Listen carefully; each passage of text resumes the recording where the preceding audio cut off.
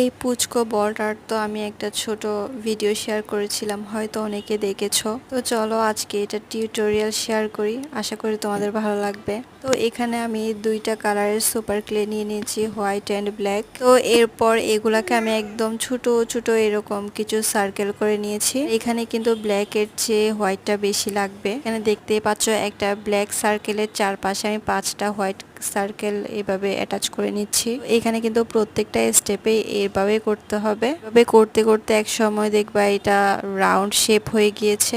তো তখন এটা দেখতে ঠিক এই যে এরকমই লাগবে। তো এখন এটাকে হাতে নিয়ে আলতো করে এরকম করব। এমন করার পর দেখবা এটা ঠিক দেখতে একটা ফুটবলের মতো হয়ে গিয়েছে।